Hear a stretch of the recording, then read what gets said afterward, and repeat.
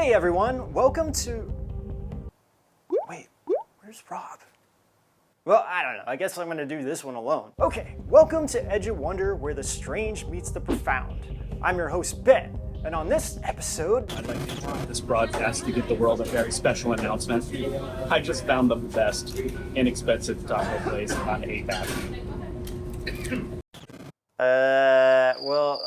That's great, Rob, but we're not talking about food here. I mean, we have to do this episode on the 1977 broadcast from the Ashtar Command. The Rhodesian nationalist leader, Bishop Abel Muzorewa, has accepted Mr. Smith's offer to negotiate an internal settlement based on one man, one vote. But, he says, there are conditions. These include stopping the execution of all captured prisoners of war, negotiation. This is the voice of Allah, representative of the Ashtar Galactic Command, speaking to you. What could this message for the human race actually mean? How does it relate to our constellation? Who or what is the Ashtar Galactic Command? And what other names might they go by? And if they are who they're purported to be, what is their purpose here? And why did they try to make their presence known to us? Was it simply a warning to make better choices in the future? Or is there something much bigger at stake? Wow, you guys, such an awesome intro. So not sure how many of you guys knew about this. I mean, I didn't really know about it until after we started EOW, but what about you, Rob? I was only kind of vaguely aware of it. I'd heard about it, but never looked into it. So basically, in 1977 in the UK, during the primetime hour of an evening news program on Southern television, someone who called himself Vrillon from the Ashtar Galactic Command essentially hacked the station's broadcast to relay a 6-minute message to the human race. Now, there are many people debunking this, and many people in the ufology community believe it is legit. On this episode, we'll break down what happened and explore all possibilities to find out if this was a real broadcast from an extraterrestrial or just a group of people having some fun. However, it is really worth noting here that no one has ever been caught or charged for the so-called crime of hacking this TV station's broadcast. To take this even further, to this day, no one even knows who is behind this, nor has anyone stepped forward claiming responsibility. Well, the CIA and MI6 might, which brings up even more questions such as, are they that incapable that they couldn't find the culprits, or are they hiding it? And to add to that, I mean, the CIA, MI6, FBI, even Mossad, to this day can't figure out who the so-called LARP is playing QAnon. So either they aren't that capable or don't want to reveal the truth. But we digress. Or don't know. Or don't know. I mean, if it is a military operation, they're covering their tracks, right? So anyway, getting back to the original story, what did this Vrillon dude actually say on the broadcast? Well, a lot actually. Southern TV's news anchor Andrew Gardner was giving the evening news when he was interrupted by a voice giving a message to the human race. Now, what is interesting is that some people heard a completely different name other than Vrillon. Right, some heard the names Gramaha, Brahmaha, Gillen, Asteron, Ashtar, or even the name Vrillon, which we'll get into soon. Unfortunately, there doesn't seem to be an actual recording of the voice. The voice that we hear on all the YouTube videos is a reenactment, although the video is actually real. Also, in Superman, the Man of Steel, they referenced this when Zod came onto the TV speaking to humans. Except Zod's message was a threatening one, whereas Vrillon's was apparently a peaceful one. Right. In a nutshell, the message was a warning to the human race to disarm and stop our nuclear and atomic weapons of mass destruction before it was too late. He actually says, quote, "The wastes from atomic power systems will poison your planet for many thousands of your years to come. And also, we need to avoid disasters that threaten our world if we keep going with nuclear weapons." What is even more fascinating is that he actually talks about the Great Awakening, in which he says, quote, "This is in order that you may share in the Great Awakening as the planet passes into the new age of Aquarius." Now, the age of Aquarius is also a term we hear a lot about. For those of you who are wondering what the heck is the jargon of the Age of Aquarius anyway, well, in our interviews with Laura Eisenhower, who talks a lot about this, the Age of Aquarius is a time period of about every 25,000 years when the Earth's vernal equinox point moves out of Pisces and goes into Aquarius. And between you and I have no idea what I just said. All right. In layman's terms, what this means is that we know that the Earth's axis is slowly wobbling. And currently, the vernal equinox point is in Pisces. Now, about every 25,000 years, it changes. So about 50,000 years ago, it was in Aries. Many people believe we started shifting into Aquarius after 2012. Thanks for clearing that up. And even though I still don't understand what any of that means, Vrillon goes on to say that the Age of Aquarius is a time of great peace and evolution of our human race, but only if your rulers are made aware of the evil forces that can overshadow their judgments. So in a nutshell, the Age of Aquarius sounds okay to us. Yep. We believe this is a good thing. He also states that only those who choose to live in peace will pass to the higher realms of spiritual evolution, and warns people of false prophets and guides operating in our world who, quote, suck your energy from you, the energy you call money, and will put it into evil ends and give you worthless dross in return. Sounds like Illumidonkey madness and taxes to me. Yep. He also encourages people to listen to their inner divine self and learn to be sensitive to the voice within that can tell you what is truth, what is confusion, chaos, and untruth. He goes on to say that they have been watching us from above as they are the lights in our skies that we see. Whoa. Vrillon also stresses that there are many beings around us and watching us, more than our scientists admit. He goes on to say, quote, we are deeply concerned about you and your path towards the light, and will do all we can to help you, and encourages us to live without fear and in harmony with each other.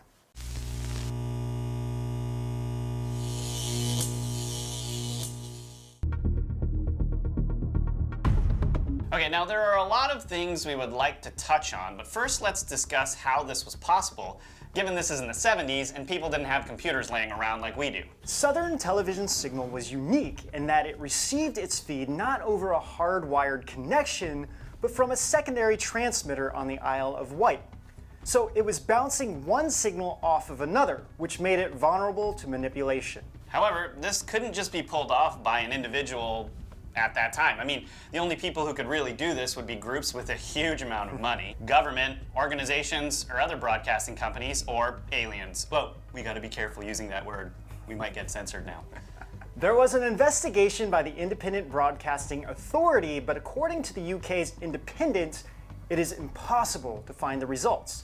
The IBA was replaced in 1991 by the Independent Television Commission and ceased to exist after 2003, when it and others became a company named Ofcom. The article states that they reached out to Ofcom, but they kept no records going back that far. So either the results were hidden from the public or lost and never made public. Which begs the question, why was it never made public if this was such a big issue? So just to note, there were 2 other broadcast hacks that happened following this in the 80s. One was someone dressed as Max Headroom, who was literally some dude in a mask just being a donkey, making obscene gestures and wanting attention. The other was the Captain Midnight HBO interruption a year earlier, where this dude hacked in and was basically just upset about HBO having exorbitant prices for their subscription. Yeah, at that time, You're especially. right. It was like, What was it, $12.95 at that time, Yeah. which translates into about like $30 $30 or $40 now. yeah, it's crazy.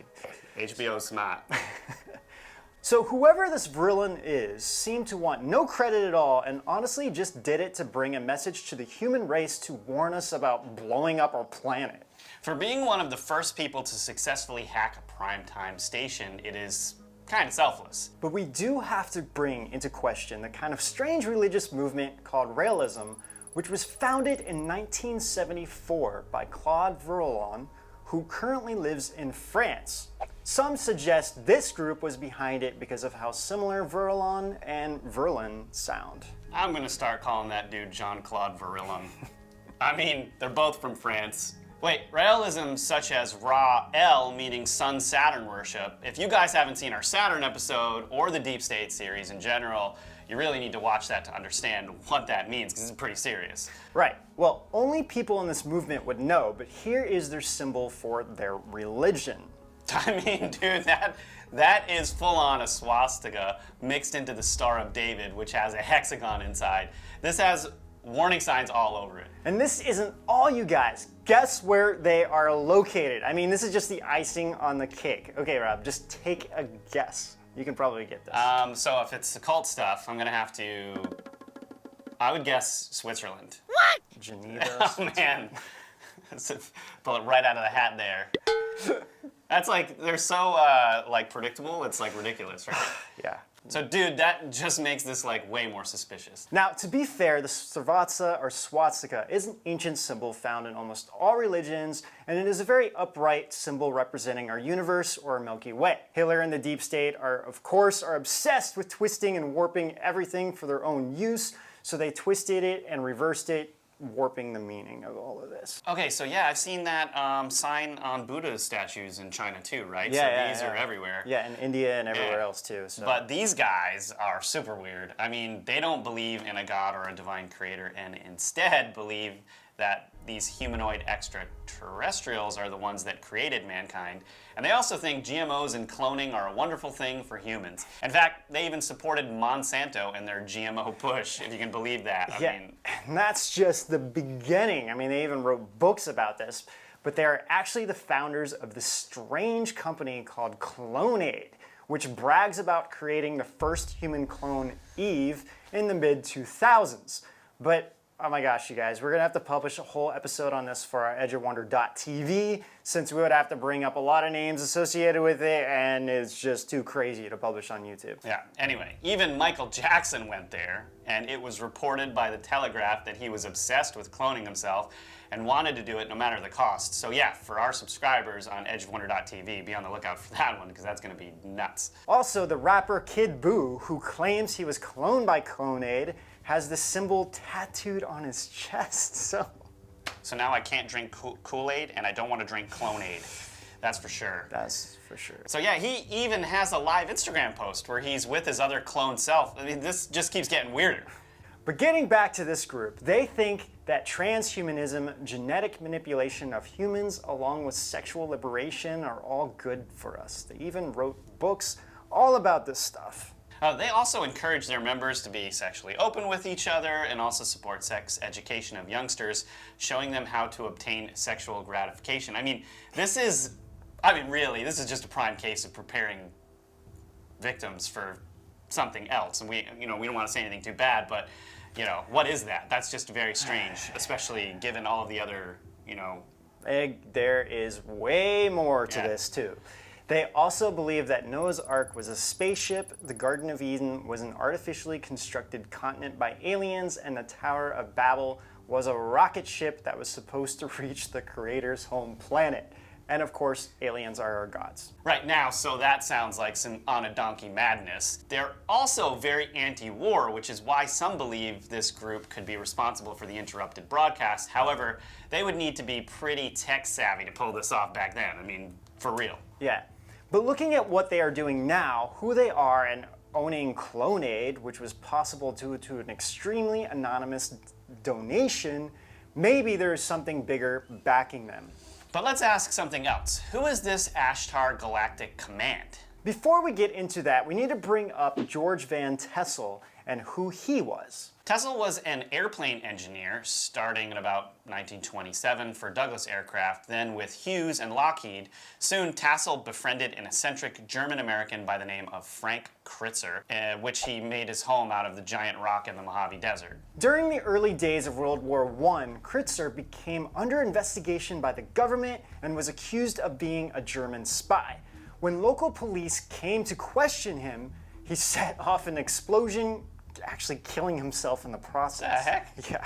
So Tassel then purchased the land around this giant rock and started to live there with his family and soon started to hold group meditations. It was here when the group actually started to hear voices for the first time.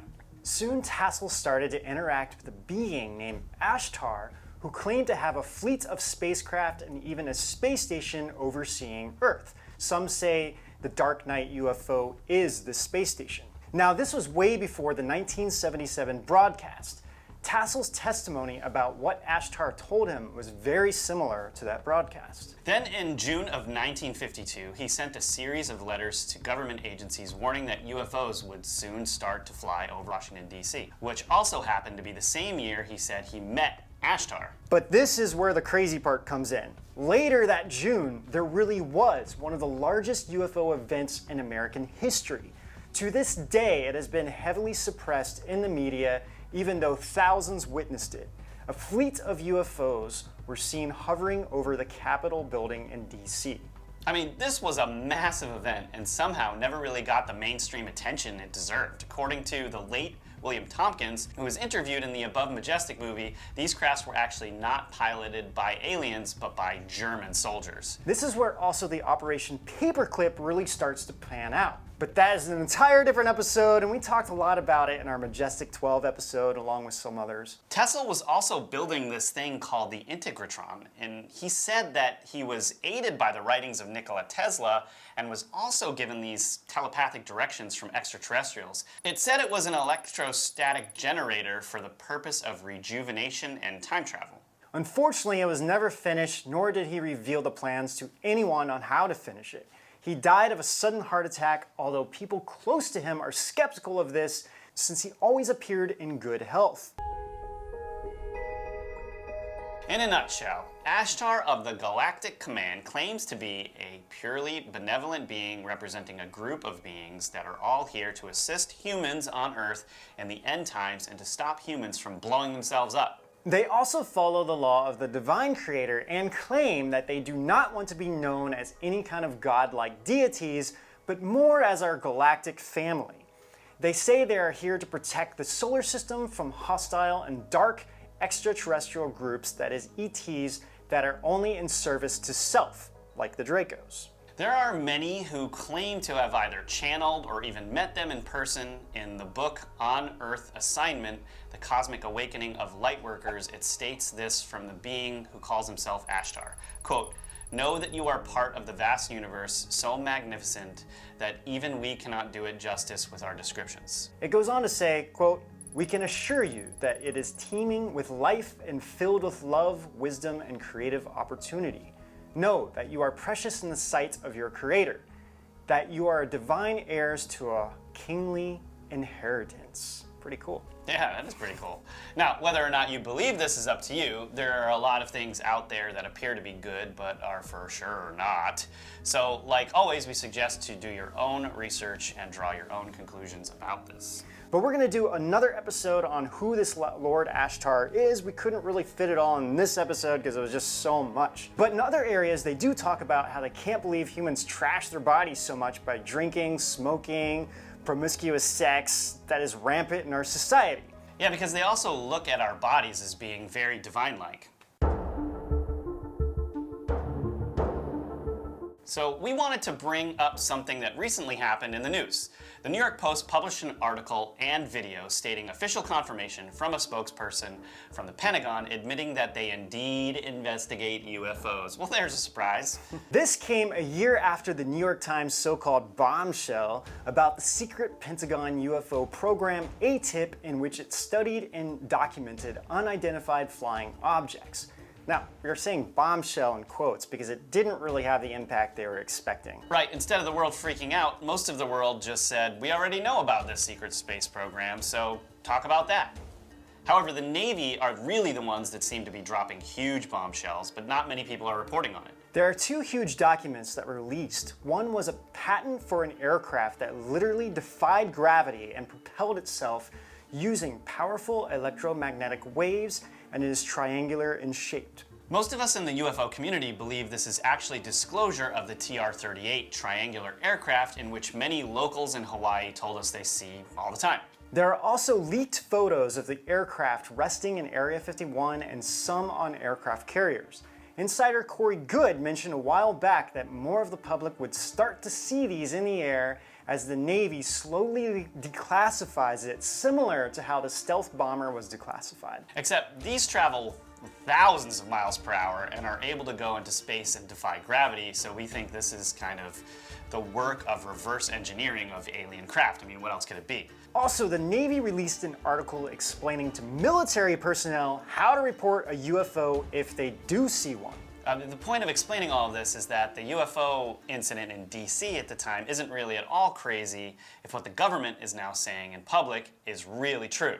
So why has our government been hiding this from us, and why is the Pentagon now coming out with this statement? I mean, it seems that they're trying to control the narrative, which is why other insiders who are leaking this info first are actually a threat to them. After many insiders stepped forward, such as Bill Cooper onwards, it changed the public's questions from "Did Roswell happen?" to now questions like "Why is the government still covering up Roswell?" and demanding answers on what the secret space program is. So the narrative has completely shifted, and it is up to us to put more pressure on our governments to demand answers into what this is and all these other things. We need full disclosure, full declassification. So please like and subscribe and share this to get the info out there, you know, since YouTube is now censoring everyone in our community like this. And because of the censorship, they have actually lost over $70 billion this quarter from censoring all channels related to these topics, which they claim is less than 1%, but I mean, 1% doesn't seem to add up to $70 billion in loss of revenue. I mean, just give me a break. And also, like, let's just point out that, you know, everyone goes to YouTube to watch all of this fringe content. You're not going there to see CNN, you're not going there to see the History Channel. You're literally going there to find all this content that you can't find other places. Right. So you're destroying your business model by censoring all of them. I mean, why would you do that unless you had an agenda? Exactly. And on top of that, Alphabet lost 8% on the stock market this quarter because of this. Well, not to mention that our buddies at Secure Team 10 just got censored. Well, guys, there's really a lot of things that we could have covered in this episode, but we're going to have to go and put some of that on our own platforms, such as really who is behind Clonaid, what they're doing, famous people involved, and how they're able to get away with everything that they're actually doing. So to kind of sum up this episode, since the voice on the recording isn't the original, maybe a different name was actually used, and this like so-called religious group made the recording and changed the name to kind of confuse everybody. I mean, that is another way to look at it. Man, I just hope those clowns in realism or whatever it's called didn't actually do this and it was real, right? Yeah, I hope so too. I mean, it seems pretty real, but anyway, thanks again you guys for watching, and until next time, we'll see you out On the edge of Max Headroom. Nice. Hey guys, hope you're enjoying this episode. If you want to watch the rest and get access to our full catalog of content with hundreds of videos that will keep you entertained for hours and hours, subscribe to rise.tv. Also, don't forget to hit like and subscribe so you don't miss a single new drop. Yeah, and we'll see you out On the edge.